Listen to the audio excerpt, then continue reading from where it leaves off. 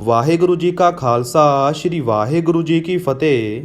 ਪਰਮਾਤਮਾ ਕਿਸੇ ਵੀ ਰੂਪ ਦੇ ਵਿੱਚ ਇਨਸਾਨ ਦੇ ਸਾਹਮਣੇ ਆ ਸਕਦਾ ਹੈ।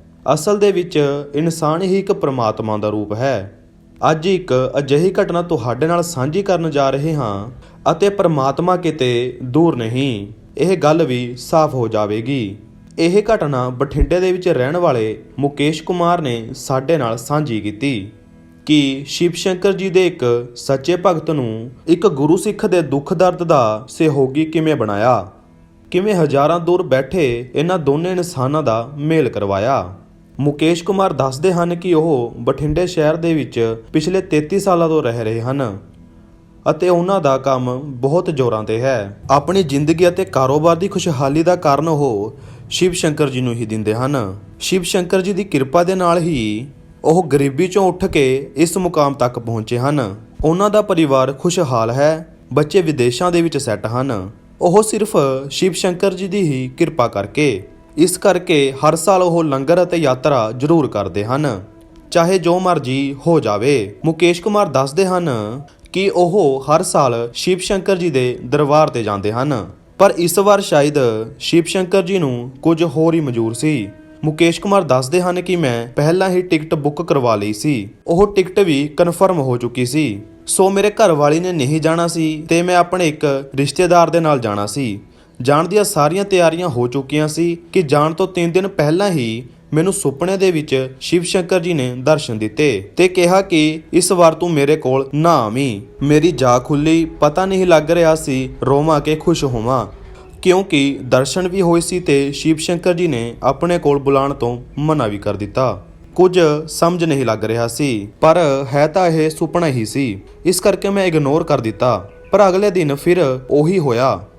ਸ਼ਿਵ ਸ਼ੰਕਰ ਜੀ ਨੇ ਦਰਸ਼ਨ ਦੇ ਕੇ ਫਿਰ ਉਹੀ ਗੱਲ ਕਹੀ ਕਿ ਤੂੰ ਮੇਰੇ ਕੋਲ ਨਾ ਆਵੀਂ। ਮੈਨੂੰ ਬਹੁਤ ਅਜੀਬ ਲੱਗਿਆ। ਇਸ਼ਾਰਾ ਤਾਂ ਮਿਲ ਹੀ ਰਿਹਾ ਸੀ, ਪਰ ਸੱਚ ਮੰਨਣ ਵਿੱਚ ਮੁਸ਼ਕਲ ਹੋ ਰਹੀ ਸੀ। ਪਰ ਮੇਰੇ ਅੰਦਰ ਇੱਕ ਗੱਲ ਤਾਂ ਆ ਚੁੱਕੀ ਸੀ ਕਿ ਮੈਂ ਜ਼ਰੂਰ ਜਾਣਨਾ ਹੈ ਕਿ ਸ਼ਿਵ ਸ਼ੰਕਰ ਜੀ ਮੈਨੂੰ ਆਉਣ ਤੋਂ ਕਿਉਂ ਮਨਾ ਕਰ ਰਹੇ ਨੇ ਤੇ ਕਿਸ ਦੇ ਲਈ ਮਨਾ ਕਰ ਰਹੇ ਨੇ। ਕਿਤੇ ਇੱਕ ਵਹਿਮ ਮੇਰੀ ਯਾਤਰਾ ਖਰਾਬ ਨਾ ਕਰ ਦਵੇ।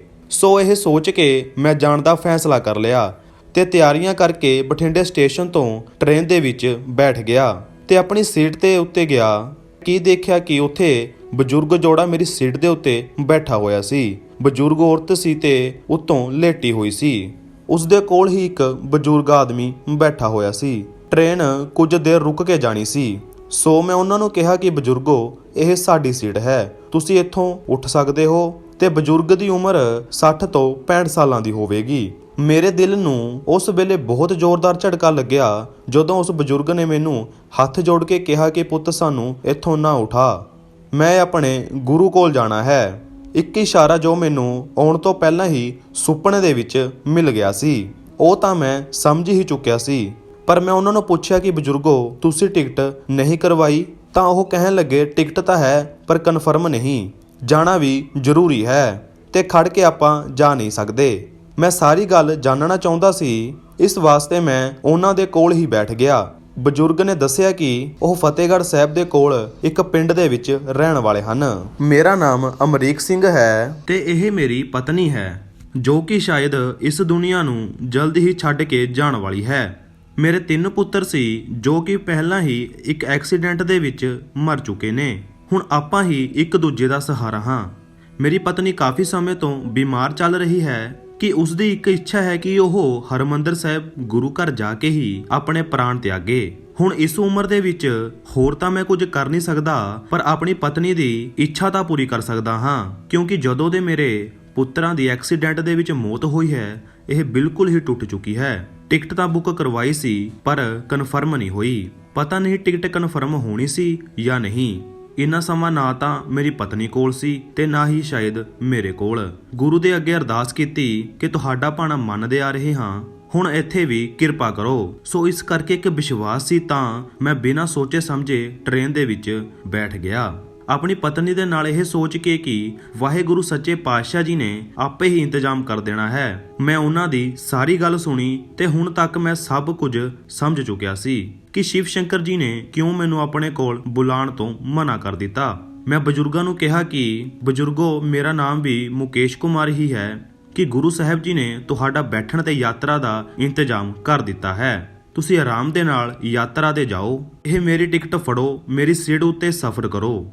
ਸੋ ਉਸ ਤੋਂ ਬਾਅਦ ਮੈਂ ਉਹਨਾਂ ਨੂੰ ਆਪਣੇ ਖਾਣ ਪੀਣ ਦਾ ਸਮਾਨ ਤੇ ਕੁਝ ਪੈਸੇ ਵੀ ਦਿੱਤੇ ਜੋ ਸ਼ਿਵ ਸ਼ੰਕਰ ਜੀ ਦੇ ਦਰ ਦੇ ਉੱਤੇ ਦਾਨ ਕਰਨੇ ਸੀ, ਕਿਉਂਕਿ ਮੈਨੂੰ ਹੁਣ ਇੱਕੋ ਪਰਮਾਤਮਾ ਦਿਖ ਰਿਹਾ ਸੀ, ਕੋਈ ਵੀ ਫਰਕ ਨਹੀਂ ਲੱਗ ਰਿਹਾ ਸੀ। ਮੈਂ ਬਜ਼ੁਰਗਾਂ ਨੂੰ ਕਿਹਾ ਕਿ ਤੁਸੀਂ ਹਰਮੰਦਰ ਸਾਹਿਬ ਜਾਓ ਤੇ ਦਰਸ਼ਨ ਕਰੋ ਤੇ ਆਪਣੀ ਪਤਨੀ ਦੀ ਇੱਛਾ ਪੂਰੀ ਕਰੋ। ਉਹਨਾਂ ਦੀ ਪਤਨੀ ਸੀਟ ਦੇ ਉੱਤੇ ਲੇਟੀ ਹੋਈ ਸੀ, ਜੋ ਕਿ ਕਾਫੀ ਖਰਾਬ ਹਾਲਤ ਦੇ ਵਿੱਚ ਸੀ।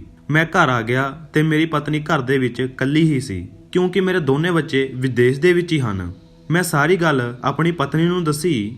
ਉਸਨੇ ਮੈਨੂੰ ਕਿਹਾ ਕਿ ਪਰਮਾਤਮਾ ਜੋ ਸੋਚਦਾ ਹੈ, ਜੋ ਕਰਦਾ ਹੈ, ਉਹ ਭਲਾ ਹੀ ਕਰਦਾ ਹੈ, ਕੁਝ ਵੀ ਗਲਤ ਨਹੀਂ ਕਰਦਾ। ਇਸ ਦੇ ਵਿੱਚ ਸਾਡਾ ਹੀ ਕੋਈ ਫਾਇਦਾ ਹੋਵੇਗਾ। ਇੰਨੀ ਗੱਲ ਸੁਣ ਕੇ ਮੇਰੀ ਪਤਨੀ ਮੇਰੇ ਲਈ ਪਾਣੀ ਲੈਣ ਚਲੀ ਗਈ। ਕਾਫੀ ਸਮਾਂ ਹੋਇਆ ਉਹ ਪਾਣੀ ਲੈ ਕੇ ਵਾਪਸ ਨਹੀਂ ਆਈ। ਮੈਨੂੰ ਸ਼ੱਕ ਹੋਇਆ ਤਾਂ ਮੈਂ ਆਵਾਜ਼ ਮਾਰੀ, ਪਰ ਕੋਈ ਜਵਾਬ ਨਹੀਂ ਆਇਆ।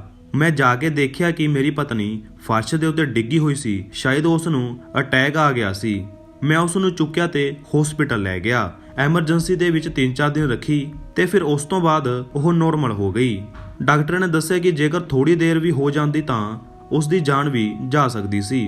ਹੁਣ ਮੈਂ ਸੋਚਿਆ ਕਿ ਜੋ ਪਰਮਾਤਮਾ ਕਰਦਾ ਹੈ ਸਾਡੇ ਭਲੇ ਦੇ ਲਈ ਹੀ ਕਰਦਾ ਹੈ, ਕਿ ਜੇਕਰ ਮੈਂ ਸ਼ਿਵ ਸ਼ੰਕਰ ਜੀ ਦੇ ਦਰਬਾਰ ਤੇ ਚਲਾ ਜਾਂਦਾ ਤਾਂ ਸ਼ਾਇਦ ਉਸ ਬਜ਼ੁਰਗ ਜੋੜੇ ਦੀ ਇੱਛਾ ਵੀ ਨਾ ਪੂਰੀ ਹੁੰਦੀ। ਮੇਰੀ ਪਤਨੀ ਰਸੋਈ ਦੇ ਵਿੱਚ ਹੀ ਇਸ ਤਰ੍ਹਾਂ ਪਈ ਮਰ ਜਾਂਦੀ ਤੇ ਮੈਨੂੰ 10 ਦਿਨਾਂ ਤੱਕ ਕੋਈ ਵੀ ਖਬਰ ਨਾ ਮਿਲਦੀ।